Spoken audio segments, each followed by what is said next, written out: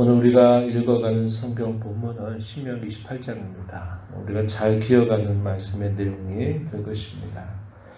이 신명기 28장의 내용은 모세의 세 번째 설교 가운데서 축복과 저주에 관한 말씀이 기록되고 있는 부분입니다. 약 40여 년 전 이스라엘 백성들이 시내산에서 하나님과 언약을 세우고 난 다음에 역시 이러한 비슷한 말씀을 들은 바가 있습니다. 이 내용은 레위기 26장에 기록이 되고 있습니다. 그래서 레위기 26장과 함께 우리가 비교하면서 읽을 수 있는 말씀이 신명기 28장의 내용인데요. 전체적으로 이 내용은 크게 두 부분으로 나눠볼 수 있겠습니다. 우리가 읽은 1절에서부터 14절까지가 한 부분이고 또 15절부터 길게 마지막 68절까지의 내용이 또 한 부분입니다. 우리가 읽은 부분은 더더군다나 많이 들은 본문이죠.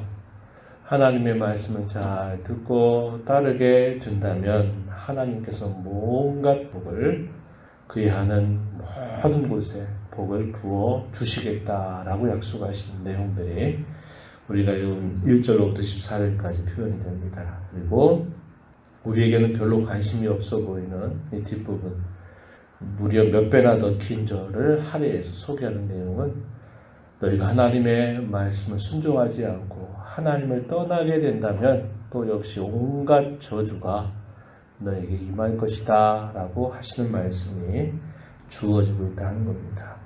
분량으로 따지면 몇 배가 될 만큼 긴 이야기를 하고 있어요. 뭘 이것을 우리에게 보여주느냐?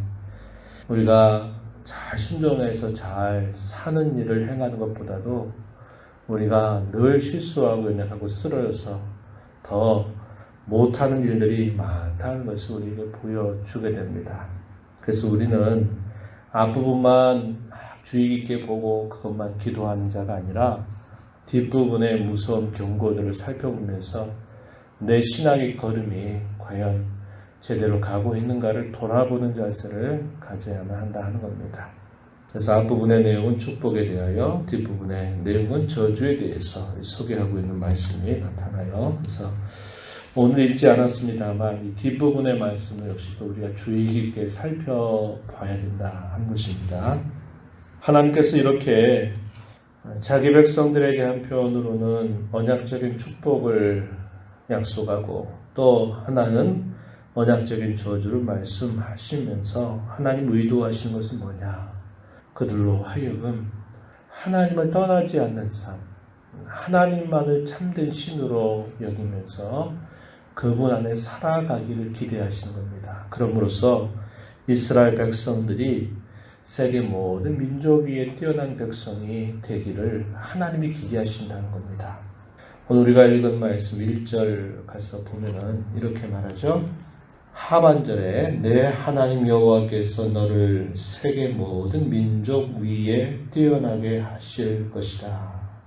하나님을 섬기는 나라, 이 나라를 우리가 몇 주 전에 살펴본 말씀처럼 하나님을 섬기는 나라, 그 나라를 큰 나라다, 풀어주면 위대한 나라다 이렇게 표현했습니다. 신명기 4장 6절에 보면 그렇게 표현을 했어요. 이 큰 나라의 백성, 이런 표현도 이와 비슷하게 이해할 수 있는 그런 표현이죠. 큰 나라 사람이 되게 하신다 하는 말, 그리고 또 어떤 표현을 사용했냐면 역시 같은 신명기 4장 6절에 보면은 지혜와 지식이 있는 백성이라다 하는 칭송을 받기를 하나님이 기대하신다는 거죠. 또 우리가 읽었던 신명기 26장 18절 19절 보게 되면 또 하나님이 이런 말씀하셨어요. 하나님을 잘 섬겨 그 말씀을 순종해서 그들이 보배로운 백성이 되게 하시기를 원하신다. 보배로운 백성 이런 말을 사용했어요. 또 19절에 보면 뭐라고 표현하냐면 찬송과 명예와 영광을 삼으시기를 원하신다 하는 말씀을 하십니다. 세계 여러 민족 가운데 뛰어나게 하시는 것을 기대하신다. 큰 나라 백성이 되게 하신다. 지혜와 지식이 있는 백성이 되게 하신다. 보배로운 백성이 되게 하시며 찬송과 영예와 영광을 삼으시겠다. 이런 표현들은 다 같은 뜻을 전달하고 있는 겁니다. 하나님을 섬기는 백성답게 그들이 칭송받고 존귀함을 얻는 백성이 되게 하시기를 기대하신다. 이렇게 말합니다. 신약 성경으로는 뭐라고 표현합니까? 신의 성품에 참여하는 자가 되게 하신다. 하나님의 아들의 형상을 본받는 자가 되게 하신다. 이렇게 표현하고 있는 말은 다 같은 뜻을 전달하고 있는 말씀이죠. 하나님은 구원하신 자기 백성들이 그러한 백성이 되기를 원하신다는 거죠. 명분만 이름만 있는 것이 아니라 그들의 실제적인 모습, 그들의 삶이, 그들의 성품이, 그들의 삶의 열매가 그렇게 보배로운 자처럼 변화되기를 기대하신다고 가르쳐 주고 있는 겁니다. 그래서 오늘 저와 여러분을 예수 그리스도 안에서 부르시고 구원하신 기대와 목적과도 같다라는 것을 우리에게 가르쳐 줘요. 이렇게 말씀하시면서 하나님은 2절 가서 보면 이렇게 말씀합니다. 내가 청종하면 이 모든 복이 내게 이르게 될 것이다. 이런 말씀을 하십니다. 그러면서 3절로부터 14절까지 하나님께서 주시고자 하시는 그 복의 목록이 쫙 소개가 되고 있습니다. 하나님은 그들이 살고 있는 주위 환경에 그리고 그들이 가지고 있는 모든 소유에 복을 주시겠다고 약속합니다. 그리고 전쟁이 벌어져서 대적자들이 치러올 때 그 대적자들로 하여금 그들에게 승리하게 하시겠다라고 하는 것을 이야기하시죠. 한 길로 와서 치지만 7길로 도망치게 하도록 해주시겠다. 이런 말씀을 하십니다. 7절에 그런 말씀하시고 9절로 10절에 보면 모든 민족 위에 너희를 뛰어난 백성들이 되게 하시겠다. 또 이렇게 약속을 하시게 됩니다. 그리고 또 12절에서부터 14절의 내용에 보게 되면 그들이 행하는 모든 일에 복을 더해 주시겠다.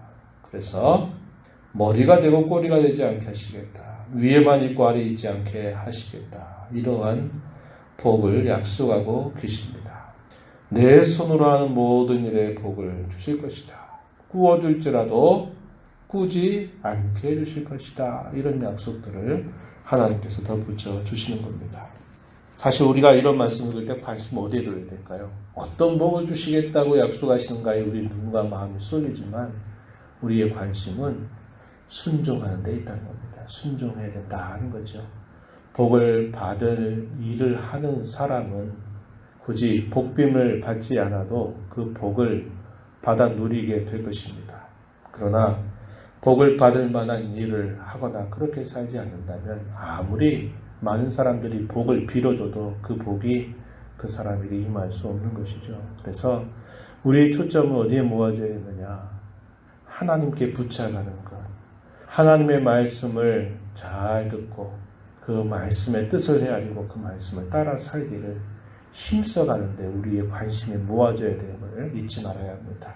그리고 이하에 15절부터 마지막 절 내용은 길게 저주에 관한 말씀이 주어지게 됩니다. 15절 한번 보시기 바랍니다. 15절 내가 만일 내 하나님 여호와의 말씀을 순종하지 아니하여 내가 오늘 내게 명령하는 그 모든 명령과 규례를 지켜 행하지 아니하면 이 모든 저주가 내게 임하면 내게 이를 것이다. 이렇게 말씀하시면서 그 저주의 목록이 16절부터 68절 마지막 절까지 계속 소개가 되고 있습니다. 복을 받게 되겠다 약속하신 부분보다 더 구체적이고 더 상세하게 기록이 되고 있다는 겁니다. 그리고 이 말씀 속에는 훗날 그 백성들이 결국 어떻게 될 것인가에 대한 예언적인 말씀까지도 소개가 되고 있다는 거죠. 그들의 신체와 관련된 부분에 있어서 저주가 임하게 될 것이다. 그래서 온갖 질병들이 그들에게 따라오게 될 것이고 하는 이런 일들 소개하시죠. 21절 보면 여호와께서 내 몸에 연병이 들게 하사 내게 들어가 차지할 땅에서 마침내 너를 멸하실 것이다. 여호와께서 폐병과 열병과 염증과 학질과 한지와 풍재와 썩는 재앙으로 너를 치실 것이다. 이런 말씀들을 하시죠. 25절 가게 되면 적군 앞에서 너를 패하게 하실 것이다. 반대로 얘기해요. 그들이 한 길로 와서 쳤을 때 너희는 7길로 도망하게 될 것이고 땅의 모든 나라 중에 흩어지게 될 것이다. 이런 표현들 설계가 되고 있습니다. 적으로부터 대적자들로부터 임하게 될 저주의 내용이 47절에서 57절까지 길게 자세하게 기록이 됩니다. 그런데 실제적으로 이 일들이 유다가 패망하게 되는 일들, 이스라엘 나라가 패망하게 되는 일들을 통해서 그들이 경험하게 됐어요. 우리 사람은 본성상 순종해서 복을 받는 일보다도 불순종해서 결국 벌 받는 일이 더 가깝다는 것을 우리는 알게 되는 겁니다. 그만큼 우리가 얼마나 연약하고 부족하고 완고한 자들인가를 우리는 보게 된다고 하는 겁니다. 그래서 하나님의 은혜를 구하고 그분 앞에 말씀을 듣는 자세를 늘 가다듬고 또 그 말씀을 순종하려는 그러한 우리의 삶의 노력이 없다면 우리는 자연스럽게 이런 일들로 결국 가게 된다는 것을 잊지 말아야 합니다. 그래서 겸손하고 의지하고 하나님을 바라는 자로 살아야 됨을 우리는 배우게 되는 것입니다. 58절부터 마지막 절 내용에서는 추방당하게 될 것이고 그들이 살고 있는 모든 것이 다 황폐하게 될 것이다 라는 것을 경고하시게 됩니다.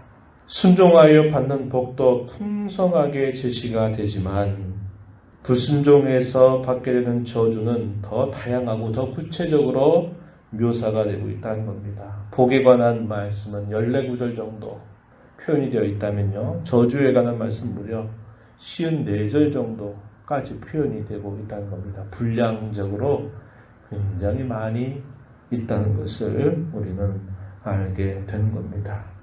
왜 하나님께서 한편으로는 복 주시겠다고 말씀하시고 또 한편으로는 저주받을 것이라고 경고하실까요? 그것은 우리에게 복을 주시는 것이나 때로 우리가 저주 같은 일을 당하는 일 자체가 목적이 아니고 우리로 하여금 좌로나 우로나 치우치지 않고 하나님을 온전하게 섬기는 자로 살아서 그분이 우리에게 기대하시는 것처럼 모든 민족들 가운데서 큰 나라 백성으로 삼으시고 보배로운 백성이 되게 하시고 칭송과 명예와 영광이 되게 하시려고 하시는 하나님의 기대가 있다는 것을 우리는 기억해야 한다는 겁니다.